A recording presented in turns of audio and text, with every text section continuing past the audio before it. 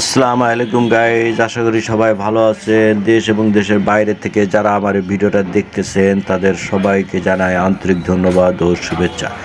তো মহান রব্বুল আলমিনের কাছে অশেষ রহমত যে আপনারা সবাই সুস্থ আছেন এবং আমাকেও সুস্থতা দান করেছেন।